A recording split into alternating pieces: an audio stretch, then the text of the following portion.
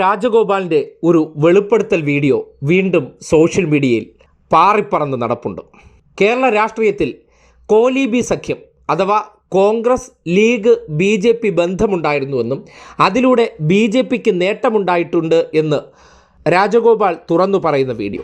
ഇടതുപക്ഷത്തുള്ളവർ ആ ബന്ധത്തെക്കുറിച്ച് പറയുമ്പോഴാണല്ലോ പലപ്പോഴും അത് വ്യാജ ആരോപണമാണ്, രാജ്യത്താകമാനം കോൺഗ്രസുകാർ BJPയിൽ ചേരുകയും BJPയുമായി കൂട്ടുകച്ചവടം നടത്തിയതിനെ ചൂണ്ടിക്കാട്ടിയാലും കേരളത്തിലെ നേതാക്കന്മാർ അത് അംഗീകരിക്കത്തില്ല. കേരളത്തിൽ വേറെ കോൺഗ്രസ് എന്നാണ് അവകാശവാദം ഉന്നയിക്കാറുള്ളത്. ആ നിലയ്ക്ക് നോക്കുമ്പോൾ രാജഗോപാലിൻ്റെ ഇപ്പോഴത്തെ ഈ തുറന്നു പറച്ചിൽ നിലമ്പൂരിൽ എന്തുകൊണ്ട് BJP സ്ഥാനാർത്ഥിയെ നിർത്തുന്നില്ല എന്നതിനു കൂടി ഉത്തരമാണ്. വലിയൊരു വെളിപ്പെടുത്തൽ നടത്തിയിരിക്കുന്നു രാജഗോപാൽ. കേരളത്തിൽ കോൺഗ്രസ് ലീഗ് BJP സഖ്യം ഉണ്ടായിട്ടുണ്ടെന്ന് തുറന്നു പറയുകയാണ് രാജഗോപാൽ. നേതൃത്വത്തിന്റെ അനുമതിയോടെയായിരുന്നു സഖ്യമെന്നും ഇത് BJPക്ക് നേട്ടമായെന്നും അദ്ദേഹം പറഞ്ഞു. സന്ദീപ് തോമസുമായി രാജഗോപാൽ സംസാരിച്ചു. ഇനി അതിലേക്ക്. മുമ്പ് ഉണ്ടായിട്ടുണ്ടല്ലോ, നമ്മള് കുറെ കൊല്ലം മുമ്പ് കോലീപി എന്നൊക്കെ പറഞ്ഞിട്ട് ഒരു കാലഘട്ടം ഉണ്ടായിരുന്നില്ലേ? രണ്ടും ചില സീറ്റുകളിലൊക്കെ അഡ്ജസ്റ്റ്മെന്റ് ഉണ്ടായിരുന്നത്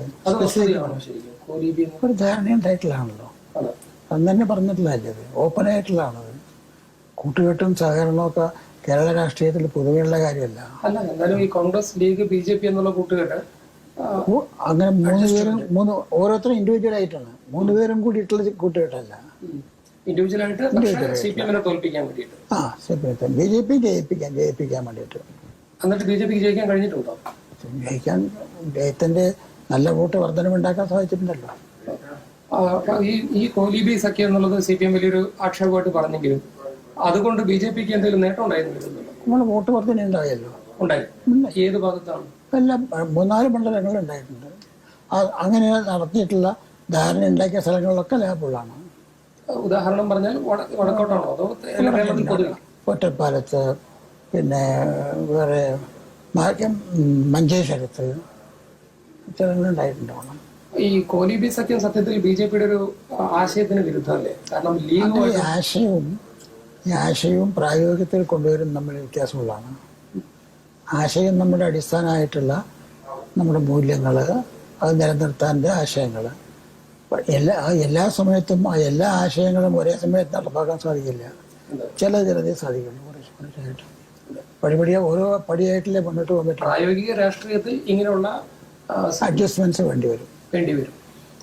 മുമ്പ് BJPയുടെ കുറെ വോട്ട് ഈ കമ്മ്യൂണിസ്റ്റുകാരെ എങ്ങനെയെങ്കിലും തോൽപ്പിക്കണം എന്നൊരു കാഴ്ചപ്പാടിൽ ഒരു കാലഘട്ടത്തിൽ എന്തായാലും വിരോധമില്ല, നമ്മൾ ഏതായാലും ജയിക്കാൻ പോകുന്നില്ല, പിന്നെ വോട്ട് കളയണത്, കമ്മ്യൂണിസ്റ്റുകാരെ തോൽപ്പിക്കണം എങ്ങനെയെങ്കിലും എന്ന് പറഞ്ഞ് ചെയ്യുന്നൊരു കാലഘട്ടം ഉണ്ടായിരുന്നു. അതൊക്കെ പഴയ കാലം.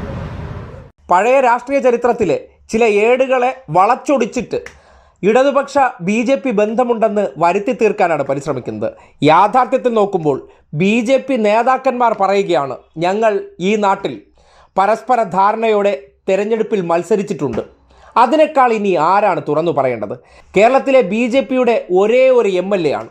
ആ MLA ഇങ്ങനെ തുറന്നു പറഞ്ഞിട്ടുണ്ടെങ്കിൽ എന്താണ് നമ്മൾ മനസ്സിലാക്കേണ്ടത്? നിലമ്പൂരിൽ ഇപ്പോൾ ആര് പരാജയപ്പെടണമെന്നാണ് BJP ആഗ്രഹിക്കുന്നത്? ഈ ഉപതെരഞ്ഞെടുപ്പ് പ്രഖ്യാപിച്ചതിന് പിന്നാലെ കരുവന്നൂർ വിഷയം ആരുടെ നേതൃത്വത്തിലുള്ള സർക്കാരാണ് ഇപ്പോൾ കുറ്റപത്രം സമർപ്പിച്ചിരിക്കുന്നത്? ഇതെല്ലാം കൂടി ചേർത്ത് വായിക്കുമ്പോൾ ആരാണ് കൂട്ടുകച്ചവടക്കാരെന്നും ആർക്ക് വേണ്ടിയാണ് BJP പണിയെടുക്കുന്നതെന്നും അരി ആഹാരം കഴിക്കുന്നവർക്ക് ചിന്തിക്കാവുന്നതേ ഉള്ളൂ. പിന്നെ കുറേ മാപ്രകളുണ്ട് എന്ന് കരുതിക്കൊണ്ട് എന്തും ഞങ്ങൾ വിളിച്ചു പറഞ്ഞാൽ അതെല്ലാം ജനങ്ങളുടെ മുന്നിലെത്തിച്ച് തെറ്റിദ്ധാരണ അവർ ഉണ്ടാക്കിക്കോളും, യാഥാർത്ഥ്യം അവരറിയാതിരുന്നോളും എന്നുള്ളൊരു ആത്മവിശ്വാസത്തിലാണ് കോൺഗ്രസ്സുകാർ ഈ പണിയെല്ലാം എടുത്തുകൊണ്ടിരിക്കുന്നത്. എന്തായാലും രാജഗോപാലിൻ്റെ ആ പ്രതികരണം കേട്ടിട്ട് ഈ നാട്ടിലെ മതേതരത്വത്തെക്കുറിച്ച് ചിന്തിക്കുന്നവർ, മതേതരത്വത്തോട് ബഹുമാനമുള്ളവർ ആ വാചകം കേട്ടിട്ട് വിലയിരുത്തുക, കോൺഗ്രസ്സുകാർക്കും ലീഗുകാർക്കും BJPയോട് യാതൊരു ഐത്തവുമില്ല. അത് ഇന്നലകളിൽ അനുഭവിച്ചറിഞ്ഞ, നേരിട്ട് കണ്ട, ദൃസാക്ഷിയായിട്ടുള്ള രാജഗോപാൽ തന്നെ തുറന്നു പറയുമ്പോൾ മറ്റാരാണ് ഇനി ഈ വിഷയത്തിൽ ഒരു സ്ഥിരീകരണം നൽകേണ്ടത്?